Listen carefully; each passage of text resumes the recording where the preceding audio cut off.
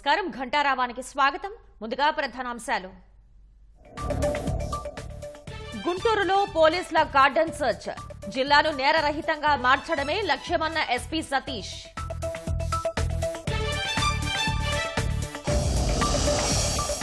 Cyber నేరాల కట్టడికి Vijayawada CP వినూత్న కార్యక్రమం. సైబర్ సైనికులుగా 2000 మంది యువతకు తర్ఫీదు.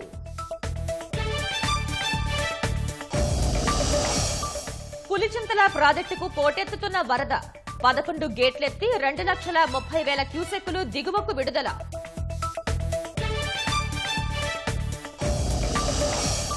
క్విట్ ఇండియా ఉద్యమకారులకు ప్రధాని మోదీ నివాళులు. స్వాతంత్ర పోరాట ఘట్టాలను తెలిపేలా వీడియో పోస్ట్.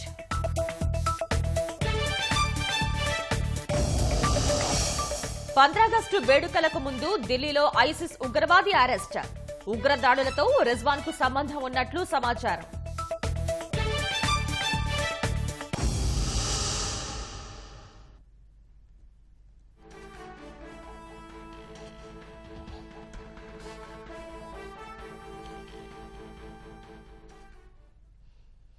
మద్యం కేసులో 17 నెలలుగా జైల్లో ఉన్న ఢిల్లీ మాజీ ఉప ముఖ్యమంత్రి మనీష్ సిసోదియాకు ఊరట లభించింది. అవినీతి, మనీ లాండరింగ్ కేసుల్లో సుప్రీంకోర్టు ఆయనకు బెయిల్ మంజూరు చేసింది.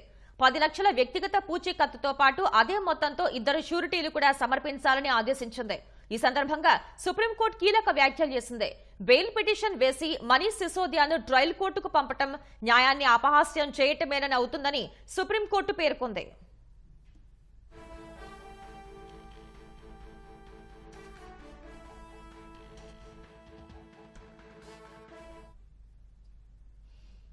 ముఖ్యమంత్రి చంద్రబాబు విజయవాడ తుమ్మలపల్లి కళాక్షేత్రంలో ఏర్పాటు చేసిన ఆదివాసీ దినోత్సవానికి హాజరయ్యారు. ప్రత్యక్ష ప్రసారం ద్వారా చూద్దాం.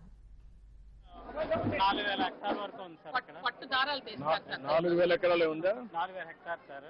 అంటే 10,000 ఎకరాలు ఉంటాయి. వాళ్ళు చిత్తూరు దగ్గర ఉంది. సార్ అక్కడ ఎందుకు రాలేదు మనకు? పోలవరం అరకు అక్కడ ఎందుకు రాలేదు? సార్ మనకి ఇక్కడ చిత్తూరు టీవీలోనే బాగా తగ్గిపోయింది సార్.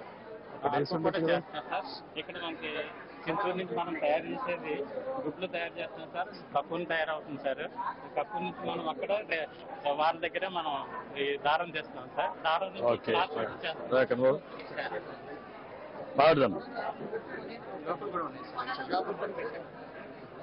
పెట్టారా? ఎక్కడెక్కడ పెట్టారు? ఊరికే చూపి.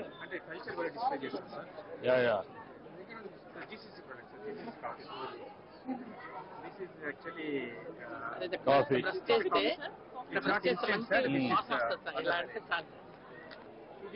Actually, packaging is done in such a manner. It doesn't have that kada. This is it, sir.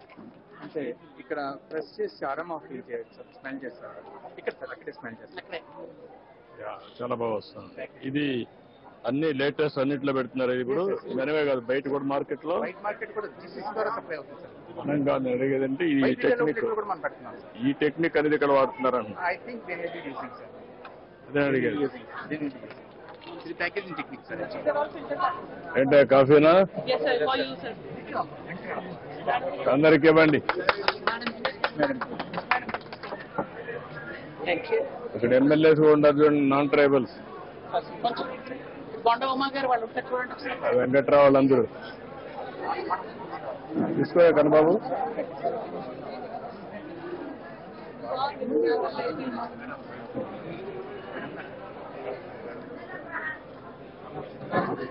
Blending process ఎంతవరకు చేయగలుగుతున్నారు? పర్ఫెక్షన్.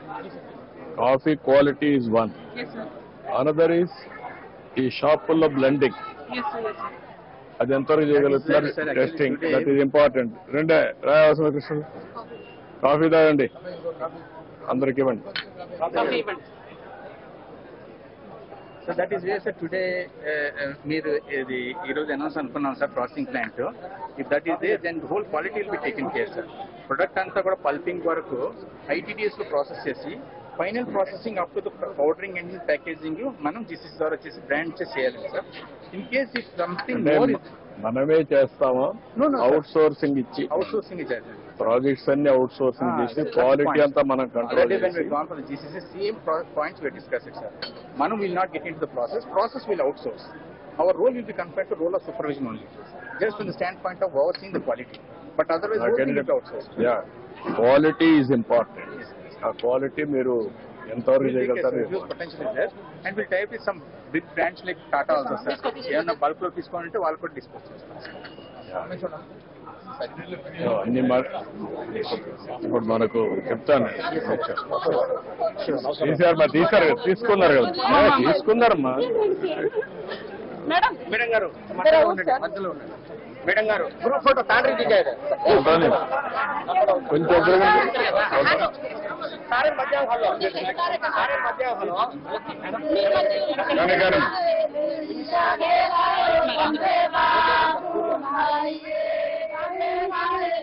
ఓకే.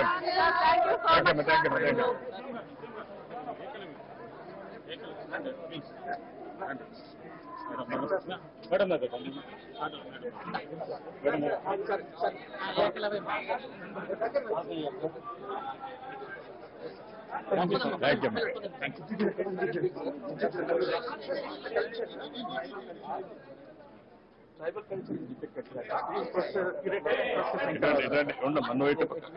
చేశారు సార్. మనం ఇది ప్రపంచ ఆదివాసీ మన ఆంధ్రప్రదేశ్ ట్రైబల్ అది house hold categories, different measuring things, ఈ ఫుడ్ బౌల్స్, ఇవి చాలా ఓల్డ్ సార్. ఈ nose and ear ornaments, tribal ornaments, anklets, heavy weight sir. ఇంకా వాడుతున్నాను సార్. ఇది మా ఇంట్లో కూడా వాడుతున్నాను. కాసుల పేరు నారాయణ మొత్తం అందరూ వాడుతున్నారు సార్.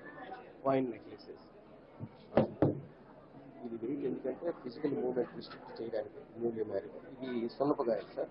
ఆ పాత రోజుల్లో ముసలి వాళ్ళు వేసి డబ్బులు ఇంట్లో కాసుకొని చీర కిందగా టైట్ పెట్టుకుంటే చీర కూడా టైట్ ఉంటుంది కాకుండా. ఇది నార్కోటిక్ పౌడర్స్ అనమాట. పొగాకు, సున్నపది, మ్యాంగో షేప్ లో ఇది మ్యాంగో. అది ఈ ప్రపంచ ఆదివాసీ దీన్ని మనం ప్రిజర్వ్ చేసాం అనమాట. ఇది సెట్ అనమాట. ఇది కిచెన్ సెట్. రిచువల్ గా కూడా దీన్ని ఇంట్లో వాడడం జరుగుతుంది. వాళ్ళకి పులి పండుగలు ఉంటుంది అనమాట. ఎక్కువ సారా అని మగవాళ్ళు ఎక్కువ. ఇది బేటర్, మటన్ బేటర్. మామూలుగా మన చెత్తకాయలు, కుంకుడుకాయలు. ఇది ఒకటి పంప వీటికి ఒక ఇంపార్టెంట్ 5 సందర్భాలు.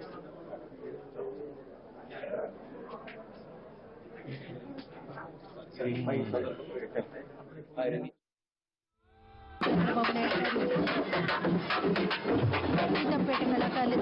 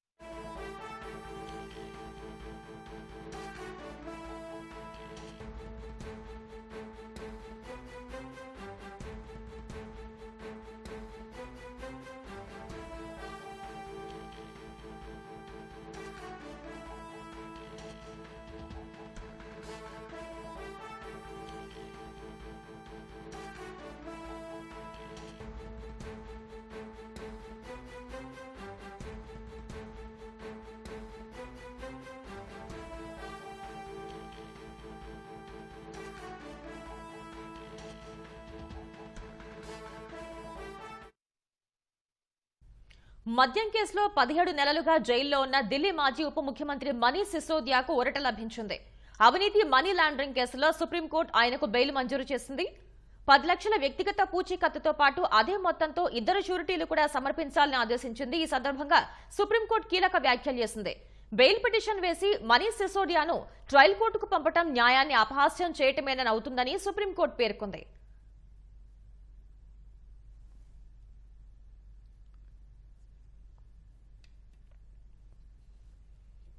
ఇక ఇదే అంశానికి సంబంధించి మరింత సమాచారం మా ప్రతినిధి అరుణ్ అడిగి తెలుసుకుందాం. అరుణ్, మనీష్ సిసోదియా బెయిల్ కి సంబంధించి సుప్రీంకోర్టు తీర్పు సారాంశం ఏంటి? ఢిల్లీ మాజీ ముఖ్యమంత్రి, అప్పటి ఢిల్లీ ప్రభుత్వంలో ఎక్సైజ్ మంత్రిగా చేసినటువంటి మనీష్ సిసోడియాకు బెయిల్ మంజూరు చేస్తూ సిబిఐ, ఈడీ, ఎన్ఫోర్స్మెంట్ డైరెక్టరేట్ నమోదు చేసినటువంటి 2 వేర్వేరు కేసుల్లో బెయిల్ మంజూరు చేస్తూ సుప్రీంకోర్టు కీలకమైనటువంటి ఆదేశాలు జారీ చేసింది. ఒక నిందితుడిని నిందితుడిగా ఉన్నటువంటి వ్యక్తిని శిక్షగా భావించలేమని, అతనికి దాన్ని శిక్షగా అనేది మనం చెప్పలేము. కాబట్టి ఒక నిందితుడికి పూర్తి కాల పరిమితి లేకుండా జైల్లో ఉంచడం అనేది మంచి పద్ధతి కాదు. వారి హక్కుల్ని సాధారణ పౌరులకు ఉన్నటువంటి హక్కులు ఏవైతే ఉంటో వాటన్నిటిని హరించడమే అవుతుంది అని చెప్పి సుప్రీంకోర్టు ఈ సందర్భంగా వ్యాఖ్యానించింది. బెయిల్ పొందడం అనేది అతని హక్కు, అదే సందర్భంలో బయటికి రావాలి అనేది తన కోరిక ఉంటుందని, ఈ రెండింటిని తాము ముగించలేము అని చెప్పి, ఈ రెండింటిని మనం కిల్ చేయలేము, చంపేయలేము అని చెప్పి సుప్రీంకోర్టు వ్యాఖ్యానించింది. ఇదే సందర్భంలో 18 ఏళ్లుగా ఉన్నటువంటి మనీష్ సిసోడియా బయటికి వస్తే కేసు తారుమారు అవుతుంది, కేసులో ఆధారాలన్నీ రూపుమాసిపోతాయి, ట్రయల్ ముందుకు సాగదు, విచారణ వేగవంతంగా సాగదు అని చెప్పి చేసినటువంటి ఎన్ఫోర్స్మెంట్ డైరెక్టరేట్, సిబిఐ తరపు న్యాయవాదులు పేర్కొన్నటువంటి అన్ని అంశాలను సుప్రీంకోర్టు ఈ సందర్భంగా తోసిపుచ్చింది. అదే సందర్భంలో 20 లక్షలతో, అంటే ఒక్కొక్కరు 2 వ్యక్తులతో ఒక్కొక్కరు 10 లక్షల చొప్పున పూచీకత్తు ఇవ్వాలని చెప్పి సుప్రీంకోర్టు ఆదేశాల్లో పేర్కొంది. అదే సందర్భంలో మనీష్ సిసోడియా కూడా విచారణకు, దర్యాప్తుకు పూర్తి స్థాయిలో సహకరించాల్సిందేనని, ప్రతి సోమవారం దర్యాప్తు అధికారుల ముందు హాజరు కావాలని చెప్పి సుప్రీంకోర్టే బెయిల్ షరతులన్నింటినీ తన తుది తీర్పులో పేర్కొనడం జరిగింది. ఇదే సందర్భంలో సుప్రీంకోర్టు పలు కీలకమైనటువంటి విషయాలను ప్రస్తావించింది. కేసు వేగవంతంగా జరగట్లేదు, దానికి కారణం మనీష్ సిసోడియా అంటూ చేసినటువంటి లోయర్ కోర్టు అంటే రౌస్ అవెన్యూ కోర్టు చేసినటువంటి వ్యాఖ్యలను ఈ సందర్భంగా సుప్రీంకోర్టు తప్పుపట్టింది. అదే సందర్భంలో బెయిల్ మంజూరు చేయడానికి అప్లికేషన్ పెట్టుకున్నటువంటి మనీష్ సిసోడియా కేసులో ఢిల్లీ హైకోర్టు చేసినటువంటి వ్యాఖ్యల విషయంలో కూడా సుప్రీంకోర్టు ఒకంత అసహనాన్ని వ్యక్తం చేస్తూ ఆ వ్యాఖ్యలన్నింటినీ, ఆ తీర్పులన్నింటినీ సుప్రీంకోర్టు కొట్టివేసింది.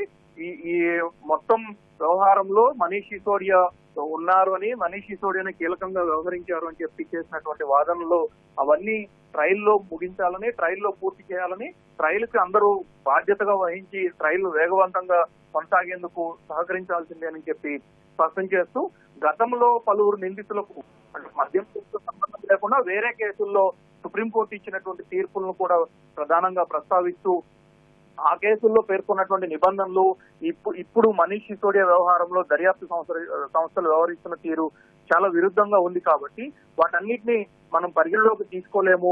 అదే సందర్భంలో నిందితుడిగా ఉన్నటువంటి వ్యక్తిని శాశ్వతంగాను లేదా కాల పరిమితి లేకుండా జైల్లో ఉంచడం అనేది భావ్యం కాదు, మంచిది కాదు, సరైన విధానం కాదు. కాబట్టి తాము బెయిల్ మంజూరు చేస్తున్నామని చెప్పి స్పష్టం చేస్తూ, మనీష్ సిసోడియా తన పాస్పోర్ట్ ను కోర్టుకు సరెండర్ చేయాలని, అదే సందర్భంలో కేసును వేగవంతంగా జరిగేందుకు పూర్తి స్థాయిలో సహకారం అందించాలని చెప్పి స్పష్టం చేయడంతో పాటు, ఆధారాలు చెరిపివేసేందుకు కానీ విచారణకు సహకరించకపోయినా బెయిల్ ఆటోమేటిక్ గా రద్దు అవుతుంది అని చెప్పి సుప్రీంకోర్టే స్వయంగా బెయిల్ నిబంధనలో పేర్కొంటూ ఈ రోజు తుది తీర్పును జస్టిస్ బిఆర్ గవాయ్ నేతృత్వంలోని త్రిసభ్య ధర్మాసనం తుది తీర్పును వెలువరించింది.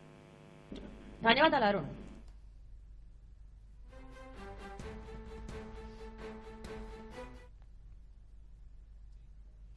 పారిస్ ఒలింపిక్స్ జావెలిన్ త్రోలో రజత పతకాన్ని గెలుచుకున్న నీరజ్ చోప్రాకు ముఖ్యమంత్రి చంద్రబాబు అభినందనలు తెలిపారు.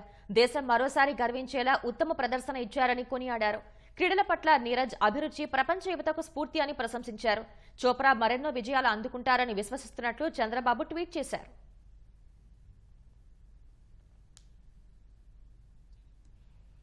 ప్రపంచ ఆదివాసీ దినోత్సవం సందర్భంగా గిరిజనులకు మంత్రి నారా లోకేష్ శుభాకాంక్షలు తెలియజేశారు. గిరిజనులు స్వచ్ఛమైన మనుషులని, ప్రకృతిని ప్రేమించే మనుషులు అని చెప్పారు. సమాజానికి ప్రకృతి సంపద పంచడమే తప్ప తిరిగి ఏమీ ఆశించని ఆదివాసీలు వ్యక్తిత్వం నిత్య స్ఫూర్తి అని కొనియాడారు.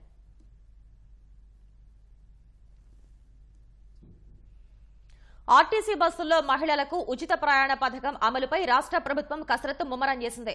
పథకాన్ని సమర్థంగా అమలు చేసేందుకు తీసుకోవాల్సిన చర్యలపై కీలక సమావేశం నిర్వహిస్తోంది. రవాణా, ఆర్టీసీ ఉన్నతాధికారులతో మంత్రి మండిపల్లి రాంప్రసాద్ రెడ్డి కీలక సమీక్ష చేపట్టారు. మహిళలకు ఆర్టీసీ బస్సుల్లో ఉచిత ప్రయాణంపై చేసిన అధ్యయన నివేదికపై విజయవాడ ఆర్టీసీ ప్రధాన కార్యాలయంలో జరుగుతున్న సమావేశంలో చర్చిస్తున్నారు. ఆర్టీసీ రవాణా శాఖలో ప్రక్షాళన కోసం తీసుకోవాల్సిన చర్యలపైన సమీక్షిస్తున్నారు. త్వరలో మహిళలకు ఉచిత బస్ సదుపాయాన్ని అమలు చేస్తామని ఇప్పటికే మంత్రి ప్రకటించారు. పథకాన్ని సమర్థంగా అమలు చేసేందుకు సన్నద్ధంగా ఉండాలని ఆదేశించారు. పులిచింతల ప్రాజెక్టుకు నాగార్జున సాగర్ నుంచి వరద కొనసాగుతోంది. 11 గేట్లు ఎత్తి నీరు దిగువకు విడుదల చేస్తున్నారు. ప్రస్తుతం సాగర్ నుంచి పులిచింతలకు 2,30,000 క్యూసెక్కుల వరద వస్తున్నట్లు అధికారులు తెలిపారు. ఇందులో విద్యుత్ ఉత్పత్తి కోసం 12,000 క్యూసెక్కుల నీటిని మళ్లించారు. మిగతా నీటిని గేట్లెత్తి ప్రకాశం బ్యారేజీకి పంపిస్తున్నారు. పులిచింతల జలాశయం పూర్తి నిల్వ సామర్థ్యం 45.77 టీఎంసీలు కాగా ప్రస్తుతం ప్రాజెక్టులో 31.84 టీఎంసీలు ఉంది. వరద వస్తుండటంతో నీటి మట్టాన్ని అలాగే కొనసాగిస్తూ వచ్చిన నీటిని వచ్చినట్లు దిగువకు పంపిస్తున్నారు. వరద తగ్గుముఖం పట్టాక ప్రాజెక్టును పూర్తి స్థాయిలో నింపనున్నట్లు అధికారులు తెలిపారు. ఏలూరు జిల్లా పోలవరం మండలంలోని నూతనగూడెం ప్రభుత్వ పాఠశాలలో భారీగా వర్షపు నీరు చేరింది. మోకాలి లోతుకు నీరు చేరటంతో విద్యార్థులు ఉపాధ్యాయులు తీవ్ర ఇబ్బందులు పడుతున్నారు. పాఠశాలలోకి నీరు చేరటంతో విద్యార్థులకు రామాలయంలో తరగతులు నిర్వహించారు. డ్రైనేజీ తవ్వించి వర్షపు నీటి సమస్య లేకుండా చేయాలని ఉపాధ్యాయులు కోరుతున్నారు. సమస్యపై గతంలో అనేక సార్లు ఫిర్యాదులు చేసినా ఫలితం లేదన్నారు. ఉన్నతాధికారులు స్పందించి నీటిని తొలగించేందుకు శాశ్వత చర్యలు చేపట్టాలని విద్యార్థుల తల్లిదండ్రులు విజ్ఞప్తి చేశారు. గుంటూరు జిల్లాను నేరరహితంగా మార్చేందుకు చర్యలు తీసుకుంటున్నట్లు ఎస్పీ సతీష్ కుమార్ తెలిపారు. గుంటూరు మిడ్చార్ట్ సమీపంలోని కాలనీలో పోలీసులు కార్డన్ సర్చ్ నిర్వహించారు. తనిఖీల్లో భాగంగా సరైన పత్రాలు లేని ద్విచక్ర వాహనాలను స్వాధీనం చేసుకున్నారు. ఓ ఇంట్లో గంజాయి ప్యాకెట్లు కూడా దొరికాయి. స్థానికులతో ఎస్పీ సతీష్ సమావేశం నిర్వహించి ఎవరైనా అనుమానితులు ఉంటే పోలీసులకు సమాచారం ఇవ్వాలని సూచించారు. గంజాయిని పూర్తిగా కట్టడి చేసేందుకు సహకరించాలన్నారు. గుంటూరులో బైక్ దొంగతనాలు జరుగుతున్నాయని, ఇతర రాష్ట్రాల నుంచి వచ్చిన వారు ఇక్కడ ఉంటూ చోరీలు చేస్తున్నారని తెలిపారు. కార్డన్ సర్చ్ ప్రోగ్రాం నేరస్తుల్ని పట్టుకునేందుకు ఉపయోగపడుతుందని, ఇందులో ప్రజల్ని ఇబ్బందులకు గురి చేయాలనే ఉద్దేశం లేదని స్పష్టం చేశారు. గంజాయి విక్రయించే వారిపై పీడీ యాక్ట్లు నమోదు చేస్తామని హెచ్చరించారు. ఎలాంటి పత్రాలు లేని 18 ద్విచక్ర వాహనాలను స్వాధీనం చేసుకున్నట్లు చెప్పారు. ఇక్కడ కూడా బయట రాష్ట్రం నుంచి కూడా ఇక్కడ వచ్చి స్టే చేయడం అనేది జరుగుతుంది. గంజాస్ కూడా కొంత ఒరిస్సా నుంచి వచ్చిన వాళ్ళు కూడా గంజా తీసుకొని వచ్చేసి ఇక్కడ అలాగా సప్లై చేస్తున్నారని ఒక ఇన్ఫర్మేషన్ కూడా ఉంది. దాని మేరకు సర్ప్రైజ్ చెకింగ్ గా ఉండాలి కాబట్టి ఇక్కడ అదర్ రాష్ట్రంలో ఉన్న వాళ్ళ ఇల్లు తర్వాత ప్రతి ఇల్లు కూడా మనం చెక్ చేయడం జరిగింది. ఈ రోజు ఒక 18 బైకుల వరకు ప్రాపర్ రికార్డ్స్ లేనివి, నంబర్ ప్లేట్స్ లేనివి మనం సీజ్ చేయడం జరిగింది. తర్వాత అనుమానపరంగా ఎవరు లేదు యాజ్ ఆఫ్ నౌ ఆధార్ కార్డుతో పాటు చెక్ చేసినదిలో. అదేవిధంగా గంజా పరంగా ఇది కూడా ఏమీ మనకి దొరకట్లేదు. ఇంట్లో ఉన్న కుర్రవాళ్ళు కూడా సమ్ టైమ్స్ గంజా వాడుతున్నారు కాబట్టి దాని పరంగా కూడా మనం చెక్ చేయడం జరిగింది. సో ఇది ఒక అన్ని గుంటూరులో ఇప్పటి నుంచి ప్రతి ఒక్క ఇంపార్టెంట్ కాలనీ మనకి ఎక్కడెక్కడ ఇన్ఫర్మేషన్ వస్తుందో, ఎక్కడెక్కడ గతంలో అఫెన్సెస్ జరిగిందో వాళ్ళందరినీ కూడా ఈ రోజు ఇక్కడ ఉన్న రౌడీ షీటర్స్ ని కూడా చెక్ చేయడం జరిగింది. వాళ్ళు కూడా అదేవిధంగా సస్పెక్ట్ షీట్స్ ఎవరున్నారో, ఉమెన్ రిలేటెడ్ క్రైమ్స్ ఎవరెవరు ఉన్నారో వాళ్ళతో కూడా వెరిఫై చేయడం అనేది జరిగింది. రాబోయే రోజుల్లో ఇదే విధంగా ఇంపార్టెంట్ కాలనీస్ ఎక్కడెక్కడ డౌట్స్ ఉన్నాయో, ఎక్కడెక్కడ అవసరం ఉందో చెక్ చేయాలో అన్ని చోట్ల కూడా ఇలాంటి కార్డినెన్స్ ఆపరేషన్స్ రెగ్యులర్ గా జరుగుతాయి. సైబర్ నేరాలను అరికట్టేందుకు ఎన్టీఆర్ జిల్లా పోలీసులు వినూత్న కార్యక్రమాన్ని చేపడుతున్నారు. హ్యాకథాన్ నిర్వహిస్తూ నూతన సైబర్ యాప్ ను అందుబాటులోకి తీసుకురాబోతున్నారు. డిజిటల్ అరెస్ట్, పెట్టుబడుల పేరుతో దోపిడీ, న్యూట్ కాల్స్ వంటి ఆన్లైన్ నేరాలపై అవగాహన కల్పిస్తున్నారు. సుమారు 2,000 మంది యువతను సైబర్ సైనికులుగా తయారు చేయనున్నారు. సైబర్ బాధితులు భయపడాల్సిన అవసరం లేదని, వెంటనే 1930 నెంబర్కు ఫోన్ చేయాలని చెబుతున్న ఎన్టీఆర్ జిల్లా సిపి రాజశేఖర్ బాబుతో ఈటీవీ ముఖాముఖి. సైబర్ నేరాలను అరికట్టేందుకు ఎన్టీఆర్ జిల్లా పోలీసులు సరికొత్త యాప్ను రూపొందించబోతున్నారు. అదేవిధంగా సైబర్ వారియర్స్ పేరిట కొంతమందిని తయారు చేయబోతూ ఉన్నారు. అసలు ఈ సైబర్ వారియర్స్ అదేవిధంగా యాప్ ఏ విధంగా పనిచేస్తుంది అని తెలిపేందుకు మనతోటి ఎన్టీఆర్ జిల్లా సిపి రాజశేఖర్ బాబు ఉన్నారు. వారిని అడిగి పూర్తి వివరాలు తెలుసుకుందాం. చెప్పండి సార్, అసలు ఈ యాప్ ఏ విధంగా తయారు చేస్తున్నారు, అసలు ఏ విధంగా యాప్లో ఫిర్యాదులు చేయవచ్చు, ఎట్లా ఉపయోగపడుతుంది? విజయవాడ సిటీలో రోజు 5 నుంచి 6 సైబర్ క్రైమ్స్ నమోదవుతున్నాయి. ఇందులో డిజిటల్ అరెస్ట్ కావచ్చు, ఇన్వెస్ట్మెంట్ ఫ్రాడ్స్ కావచ్చు, ఓఎల్ఎక్స్ ఫ్రాడ్స్ కావచ్చు, ఇలాగా డిఫరెంట్ ఎంఓస్ తో సైబర్ క్రిమినల్స్ సిటిజన్స్ ని మోసం చేస్తున్నారు. మనం మనం అవేర్నెస్ క్యాంపెయిన్ ఎంత భారీగా తీసుకున్నా కూడా ఎందుకో అది ప్రజలకు రీచ్ కావట్లేదు. కొన్ని వీడియోస్ తయారు చేస్తాము, కొన్ని పోస్టర్స్ తయారు చేస్తాము, లేదంటే కొంత పాంప్లెట్స్ తయారు చేస్తాము. అవగాహన పెంపొందించడానికి చాలా ప్రయత్నాలు చేస్తున్నా కూడా అన్ఫార్చునేట్లీ స్టూడెంట్స్, డాక్టర్స్, తర్వాత ఈవెన్ పోలీస్ అధికారులు కూడా ఈ సైబర్ క్రైమ్ నేరాన పడిపోతున్నారు. బారిన పడకుండా మనం వినూత్నంగా ఆలోచించాలనే ఉద్దేశంతో మనము అవేర్నెస్ బై ఎక్స్పీరియన్స్ అని ఒక కాన్సెప్ట్ ముందుకు పోతున్నాం. 200 cyber commandos among police force, 200 cyber commandos మనము నిష్ణాతులు చేయాలనుకున్నాం. తర్వాత ఒక 2000 మెంబర్స్ సైబర్ సోల్జర్స్, కాలేజెస్ లో డిజిటల్ క్లబ్స్ కావచ్చు, కాలేజెస్ లో స్టూడెంట్స్ కావచ్చు, ఇంత సేవాభావం ఉన్న స్టూడెంట్స్ కావచ్చు, అవేర్నెస్ లో ఇంట్రెస్ట్ ఉన్న స్టూడెంట్స్ కావచ్చు, వీళ్ళు ఒక 2,000 మందిని మనము సైబర్ సోల్జర్స్ గా వాటిని నమోదు చేసుకొని వీరికి చిన్న తర్ఫీదు ఇచ్చి, తద్వారా వీళ్ళు ఒక్కొక్కరు కూడా సిటిజన్స్ ని అవేర్నెస్ క్రియేట్ చేసే క్రమంలో కొన్ని సిమ్యులేటెడ్ ఎక్సర్సైజ్ తయారు చేశాం. ఇప్పుడు 10 ఎక్సర్సైజ్ కంప్లీట్ అయినాయి. మొత్తం 16 సిమ్యులేటెడ్ ఎక్సర్సైజ్ చేయాలని చెప్పేసి మా ఆలోచన. అంటే ఈ సైబర్ సోల్జరు ఒక సిటిజన్ దగ్గరికి వెళ్ళి ఆయనతో సైబర్ క్రైమ్ బారిన పడే విధంగా ఎక్స్పీరియన్స్ అయ్యేలాగా యాప్ని మనం డిజైన్ చేస్తున్నాం, డెవలప్ చేస్తున్నాం. ఒకసారి ఈ సైబర్ క్రైమ్ నేరాన పడినట్టు ఎక్స్పీరియన్స్ పొందితే దాని గురించి అవగాహన వస్తుంది అనేది మా యొక్క కాన్సెప్ట్. సో తద్వారా మేమేంటంటే ఫస్ట్ 3 months లో దాదాపు ఒక 2 lakh సిటిజన్స్ ని సైబర్ సిటిజన్స్ గా తయారు చేయాలనేది దీంతో మనం ముందుకు పోతున్నాం. సో దాంట్లో భాగంగానే ఒక వాకథాన్ అవేర్నెస్ గురించి గౌరవ హోంశాఖ మార్చులు, అదేవిధంగా గౌరవ డీజీపీ గారు 10వ తారీఖున ఉదయం 6:30కి ఒక వాకథాన్ నిర్వహిస్తున్నాం. ఆ రోజే ఈ అప్లికేషన్ అనేది లాంచ్ చేస్తాం. అదేవిధంగా ఈ సైబర్ సోల్జర్స్ని 2,000 మంది సైబర్ సోల్జర్స్ ఆ రోజు వాకథాన్లో పాల్గొంటారు. సైబర్ నేరాలు ఎక్కువగా జరుగుతున్నాయి. లక్షలు, కోట్ల రూపాయల్లో కూడా పోగొట్టుకున్న పరిస్థితి మనకి కనబడుతుంది. అంటే రికవరీ అయితే మాత్రం చాలా తక్కువ సంఖ్యలోనే, తక్కువ మొత్తంలోనే జరుగుతుంది. అంటే ఎందుకు ఈ విధంగా జరుగుతుందని తెలుస్తుంది. ఏమంటారు దీన్ని? అంటే మళ్ళీ ఇంకొకటి అండి, లైక్ ఉదాహరణకి ఒక వ్యక్తి సైబర్ క్రైమ్ బారిన పడుతున్నాగానే ఇమీడియట్గా రిపోర్ట్ చేయట్లేదు. So there is one portal called national cyber crime reporting portal, NCRP అంటారు. సో అందులో ఇమీడియట్గా నమోదు చేయొచ్చు. లేదు చేతకాకపోతే 1930 ఈ నెంబర్కి ఫోన్ చేయొచ్చు. ఈ 1930 నెంబర్కి ఫోన్ చేసిన తర్వాత ఏమవుతుందంటే వారు నమోదు చేసుకుంటారు. ఒక కాపీ వచ్చేసేసి బ్యాంక్కి వెళ్తుంది, ఇంకొక కాపీ వచ్చేసేసి పోలీస్ స్టేషన్కి వస్తుంది. సో బ్యాంక్కి వెళ్ళిన మరుక్షణం బ్యాంక్లో ఆ రాష్ట్ర యొక్క బ్యాంక్ అకౌంట్ ఏదైతే ఉందో దాన్ని ఫ్రీ చేస్తారు.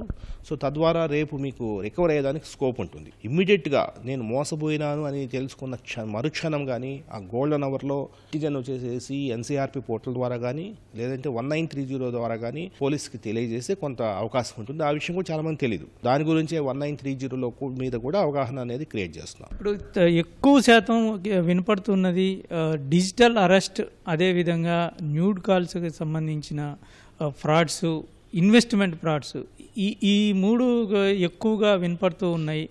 దీని మీద ప్రత్యేకంగా ఏమన్నా దృష్టి సారిస్తున్నారు, అట్లాగే చేయబోతున్నారు?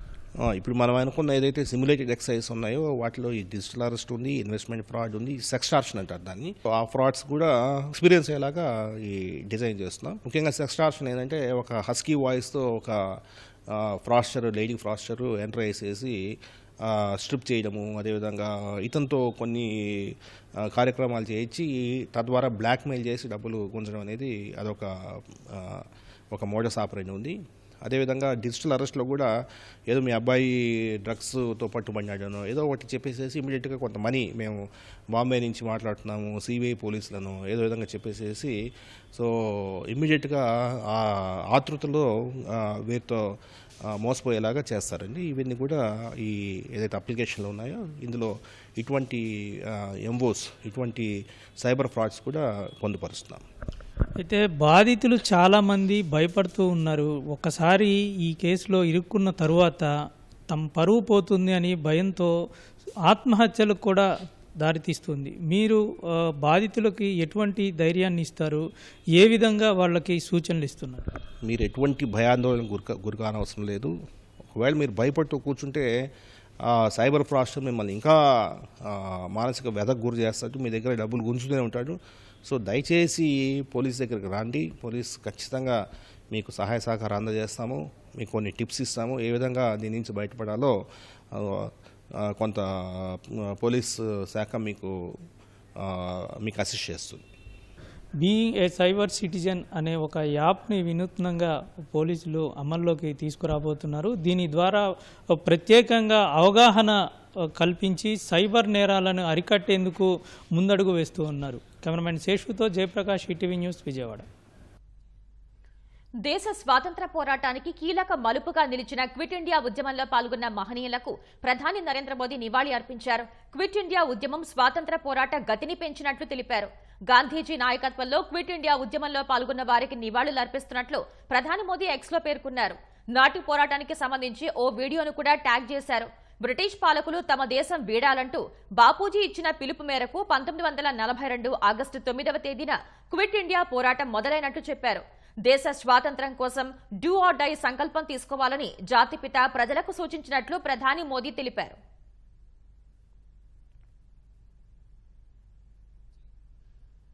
అమెరికాలోని చికాగో నగరంలో నౌ ఎరీనా స్టేడియం వేదికగా వేల మంది సంపూర్ణ భగవద్గీత పారాయణం చేశారు. అవధూత దత్తపీఠం శ్రీ గణపతి సచ్చిదానంద స్వామీజీ ఫౌండేషన్ ఆధ్వర్యంలో గురు పూర్ణిమ మహోత్సవాన్ని, గీతా ఉత్సవాన్ని ఘనంగా నిర్వహించారు. ఈ కార్యక్రమాల్లో వేల మంది భక్తులు పాల్గొన్నారు. భగవద్గీతపై వినూత్న రీతిలో గీతా టాలెంట్ షో నిర్వహించారు. భగవద్గీతను విస్తృతంగా 10,000 మంది భక్తులు ఒకేసారి కలిసి పఠించడం ఎంతో ఆనందాన్ని ఇచ్చిందని శ్రీ గణపతి సచ్చిదానంద స్వామీజీ అన్నారు. భవిష్యత్తులో 1,00,000 మంది భక్తులతో సంపూర్ణ భగవద్గీత పారాయణం నిర్వహిస్తామన్నారు. భగవద్గీతలోని ప్రాచీన జ్ఞానాన్ని ప్రజలకు అందించడమే కాకుండా అందుబాటులో ఉండేలా గీతా బోధనలను ఆధునిక జీవనంలో చేరుస్తున్నట్లు స్వామీజీ తెలిపారు. భక్తులతో పాటు Illinois governor Juliana Stratton, state secretary Alexi Giannoulias, ప్రజాప్రతినిధులు, ప్రముఖులు ఈ కార్యక్రమంలో పాల్గొన్నారు.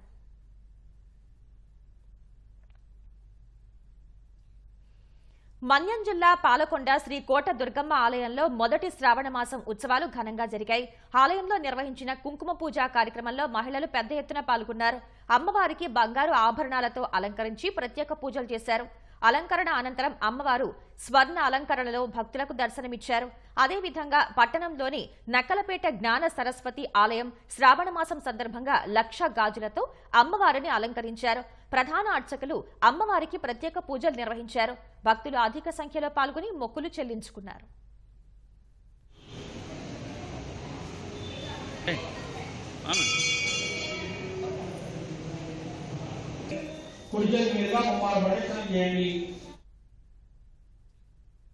అనకాపల్లి జిల్లా చోడవరం మండలంలోని ఓ 4 గ్రామాల ప్రజలకు పెద్దేరు వాగు జీవనాధారానికి అడ్డంకిగా మారింది. వాగుకు ఓవైపు నివాసాలు, మరోవైపు పొలాలు, పశువులు, పాకలు ఉండడంతో రామజోగిపాలెం, చాకిపల్లి, కన్నంపాలెం, రామచంద్రపురం గ్రామస్తులు చీటికి మాటికి వాగును దాటాల్సి వస్తుంది. అయితే వాగు దాటేందుకు ఎలాంటి వంతెన లేదు. దీంతో కొంతమంది తాడు సాయంతో, మరికొంతమంది ఓ చిన్న బోట్ ఎక్కి వెళ్తున్నారు. రాకపోకలకు ఎన్నో ఏళ్లుగా ఇబ్బందులు పడుతున్నా ఎవరూ పట్టించుకోవట్లేదని ఆవేదన చెందుతున్న స్థానికులతో మా ప్రతినిధి కూర్మరాజు ముఖాముఖి. ఇది అనకాపల్లి జిల్లా చోడవరం నియోజకవర్గంలోని పెద్దేరు వాగు. ఈ వాగుకి అవతల వైపు ఈ గ్రామస్తుల పొలాలన్నీ కూడాను అవతల వైపు ఉన్నాయి. ఈ పొలాలకు చేరడానికి ప్రమాదకరమైనా సరే ఈ దొన్నెల్లోని వెళ్లి అటువైపు పొలాలకు వెళ్లే పరిస్థితి నెలకొని ఉంది. దాదాపు 300కు పైగా ఎకరాలు అక్కడ సాగుబడిలో ఉండడంతో ఈ రైతులంతా అనునిత్యం ఇటు నుంచి అటు వెళ్ళడానికి ఈ దొన్నెల్నే ఉపయోగించడం జరుగుతోంది. ప్రతి ప్రభుత్వానికి ప్రతిసారి వీళ్ళు విజ్ఞప్తి చేస్తున్నారు, తమకు ఒక కాలిబాటనైనా ఏర్పాటు చేయండి అనేసి. అది ఎప్పటికి సాకారం అవుతుందన్నది భగవంతుడికి ఎరిక. కొత్తగా వీళ్ళకి ఇంకొక సమస్య కూడా ఎదురైంది. ఇక్కడ వెదురు బొంగులు ఈ మార్గంలో పడిపోవడం, తాడు మీద వెళ్ళడానికి కూడాను వీళ్ళకి సమస్య ఏర్పడింది. ఇంతకు ముందు ప్లెయిన్ గా ఉండే ప్రాంతం కూడాను వెదురు బొంగుల వల్ల వీళ్ళు ఆ తాడు మీద రావడానికి కూడాను చాలా ఇబ్బందికర పరిస్థితే ఎదురైంది. ఈ తాడు గాని చెట్టు గాని ఏ రకంగా ఎప్పుడు ఎంతవరకు బలం ఉంటుందన్నది ఎవరికి తెలియని విషయం. అది ఏమాత్రం విరిగినా లేదంటే ఏ రకమైన ప్రమాదకర పరిస్థితి ఉన్నా సరే ప్రాణాలు గాలిలోనే ఉంటాయి.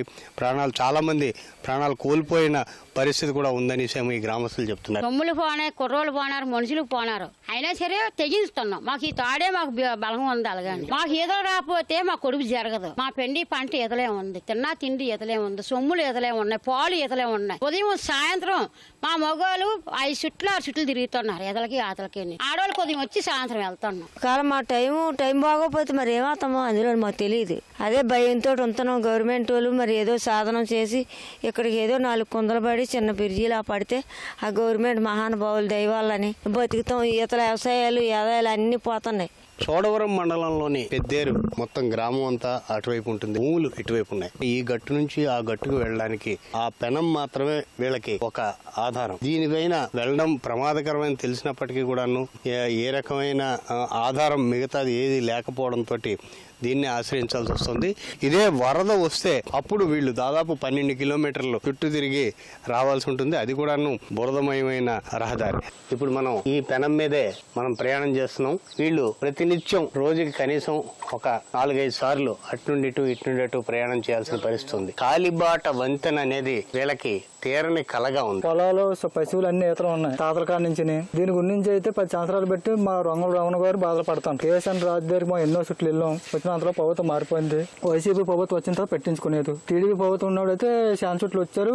జరిగిన నారా లోకేష్ అయితే మా రొంగల రమణ గారు వెళ్ళి మాట్లాడినారు. 96 లక్షలకు శాంక్షన్ అయింది. ఇప్పుడు బిల్లు సాలదని మళ్ళీ వేస్తా పెంచాలని మాట్లాడుతున్నారు.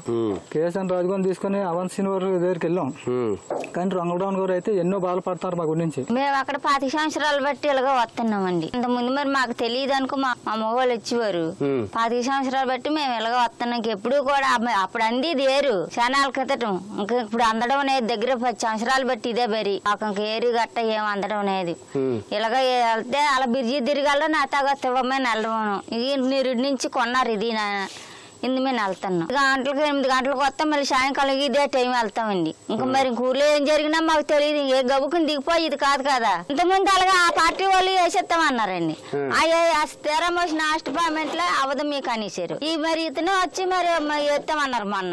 మరి ఏం చేస్తారు వాళ్ళదయ్యా. ప్రతి సంవత్సరం శంకుచాపం చేరినప్పుడు గెలిచిన వాళ్ళందరూ కొబ్బరికాయ కొట్టడమే లేదు. ఇంకా కొబ్బరికాయ ఏట్లో ఎడిచేయడం పోవడమే.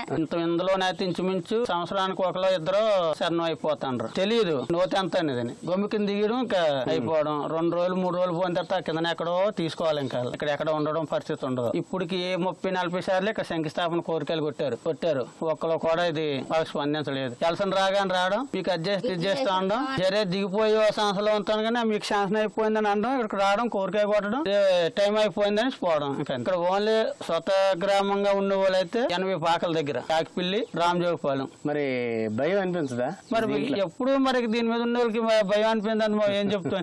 ఎలా గుప్పుడు పెట్టుకొని కలగా దారిలాగే పెనం కొనుక్కు మొన్నటి వరకు ఓస మీద వెళ్ళేవాళ్ళు. ఆ ఓస మీద వెళ్తే ఆ ఓసేమో ములిగిపోతే మళ్ళీ దీన్ని కొనడం జరిగింది సార్. ఇది ఎంత కొన్నారు? 20,000 అయింది. రోజుకి 30 మంది 40 మంది ఈ పెనం మీద వెళ్తారు సార్. పైన ఇంకో పెనం ఉందండి.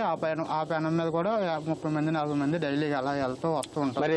ప్రమాదకరమైంది కదా. ప్రమాదకాలమని అందరికీ తెలుసు సార్. మరి బతకడానికి మరి ఎలాగలా ఏదో దారి చూసుకోవాలి కదా సార్. మొత్తం వస్తే మొత్తం అందరూ ఒకసారి రావాలి సార్. ఇలా గుంపుగా రావాలండి.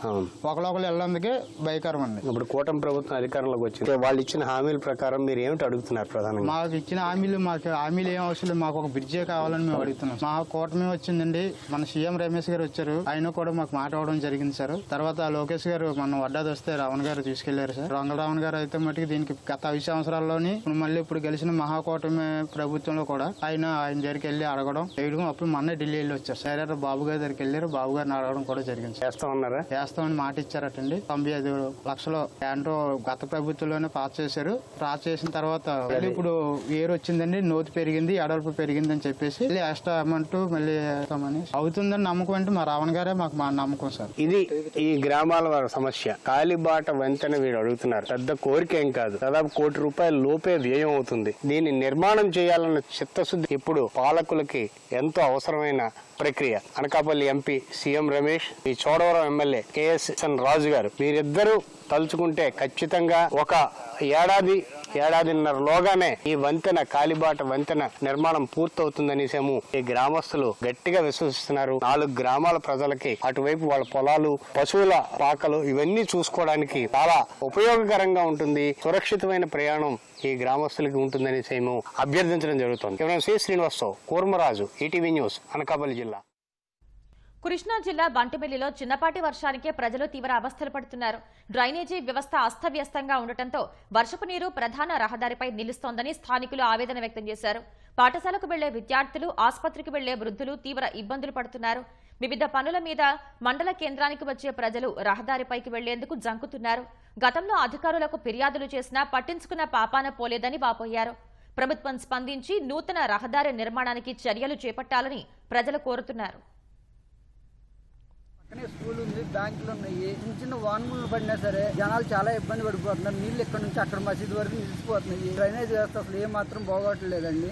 ఎవరన్నా నడిచెళ్ళాలన్నా చాలా ఇబ్బంది పడిపోతున్నారు. రోడ్డు నేను కాక మొన్న వేసింది అయినా సరే సాయంత్రం పూట కూర్చోన్న దోమలు ఒక్కరు పట్టించుకుని మమ్మల్ని ఇల్లేరు. ఒకసారి ఏమన్నా దీని గురించి పట్టించుకుని కొంచెం హెల్ప్ చేయాలి. అందరికీ ఇదే కోరుకుంటున్నామండి. ఎవరి కాళ్ళు కొట్లు ముందు మట్టి వేసేసుకుంటున్నారు, ముక్క చెక్క వేసుకుంటారు. మన కాడ ఇద్దరు పడిపోయారు. అక్కడ పడిపోయి దెబ్బలు తగులుతున్నాయి. ముసలోళ్ళు పడిపోతున్నారు. అయినా సరే పెద్ద పెద్ద రాళ్ళు వేసేస్తున్నారు. ఆ మట్టి ఏంటి, ఆ రాళ్ళు ఏంటి పడితే జనాలు చచ్చిపోతారు. దీనికి వెంటనే చర్య తీసుకోవాలి. ఈ రోడ్డు మీద కొంత వర్షం వస్తే ఫుల్ గా నిండిపోతుంది. ఏంటంటే ఇది ఇలా ఉంటే బాగాలేదు. జనాలు అందరూ ఇబ్బంది పడుతున్నారు. బైకులు గీకులు చెడిపోతున్నాయి. లేడీస్ కూడా చాలా ఇబ్బంది పడుతున్నారు. స్కూల్ పిల్లలు ఇబ్బంది పడుతున్నారు. అన్నిటికీ వెంటనే చర్య తీసుకోవాలండి. 40 గ్రామాల నుంచి ఇటు రాకపోకలు అన్ని జరుగుతూ ఉంటాయి. ఈ రోడ్ అప్పుడు దీని నుంచి వెళ్ళడానికి కానీ స్కూల్ కాలేజీలకు వెళ్ళడానికి కానీ పిల్లలు చాలా ఇబ్బందులు పడుతున్నారు. చూడండి, ఇది ఈ డ్రైనేజ్ వ్యవస్థ మరీ దారుణంగా ఉంది. బడ్డబిల్లు డ్రైనేజ్ వ్యవస్థ. ఈ రోడ్లు ఈ రకంగా ఉన్నాయి. మనం తిరగలేకపోతున్నాము. గవర్నమెంట్ కానీ పట్టించుకోవాలి. దీని గురించి చర్య తీసుకోవాలి. పంచాయతీ ఏళ్ళేమో చర్య తీసుకోవట్లేదు. దీని గురించి ఆలోచించాలని గవర్నమెంట్ కోరుతున్నాం. పార్వతీపురం మన్యం జిల్లా సాలూరు మండలం కోదమ నుంచి మైదాన ప్రాంతానికి రావాలంటే కష్టాలు తప్పటం లేదు. 3 ఏళ్ల క్రితం రహదారి నిర్మాణానికి శంకుస్థాపన చేశారు. 5.4 కిలోమీటర్ల మేర నిర్మాణానికి 11.32 కోట్ల రూపాయలు మంజూరయ్యాయి. 2021లో పనులు ప్రారంభించి 2.5 కిలోమీటర్ల మేర రోడ్డు వేశారు. కొండల్ని తొలిచి రోడ్డు వేయాల్సి ఉండగా రాళ్ల కుప్పల్ని వదిలేశారు. వాటి నుంచి నడక మార్గం దుర్భరంగా ఉంది. రాళ్ల మధ్య ఉన్న మట్టి వర్షానికి తడిసి జారిపోతుంది. అక్కడికి వెళ్లిన వైద్య సిబ్బంది ఇబ్బందులు పడుతూ నడవాల్సి వచ్చింది. గుత్తేదారు జాప్యంతోనే పనులు ఆలస్యం అవుతున్నాయని పంచాయతీరాజ్ ప్రాజెక్టు ఏఐ శంకర్రావు చెప్పారు. తిరుమలలో రెండో పెళ్లి వివాదం కలకలం రేపింది. మొదటి భార్య ఉండగా హైదరాబాద్ కు చెందిన రాకేష్ అనే వ్యక్తి తిరుమలలోని ఓ మఠంలో రెండో పెళ్లికి సిద్ధమయ్యారు. సమాచారం తెలుసుకున్న మొదటి భార్య సంధ్య తిరుమలకు చేరుకున్నారు. సంధ్యను చూసిన రాకేష్ కళ్యాణ మండపం నుంచి పరారయ్యారు. అనంతరం సంధ్య కుటుంబ సభ్యులు కొంతమందిని పట్టుకుని పోలీస్ స్టేషన్లో అప్పగించారు.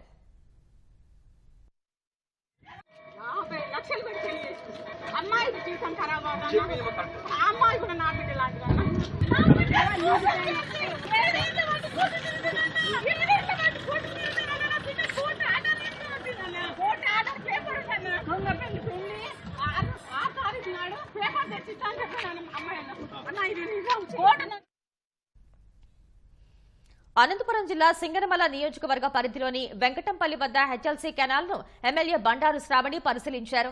వర్షంలో తడుస్తూనే రైతులతో కలిసి కాలువ వెంట నడిచారు.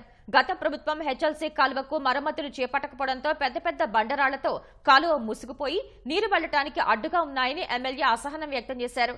హెచ్ఎల్సీ కాలువకు త్వరలో నీరు విడుదల చేసే అవకాశం ఉన్నందున వీలైనంత త్వరగా మరమ్మతులు పూర్తి చేయాలని అధికారులను ఆదేశించారు. చివరి ఆయకట్టుకు నీరు అందించేలా చర్యలు తీసుకోవాలని సూచించారు. స్థానిక తెలుగుదేశం నాయకులు, గ్రామస్తులు, రైతులు ఎమ్మెల్యే వెంట నడిచారు.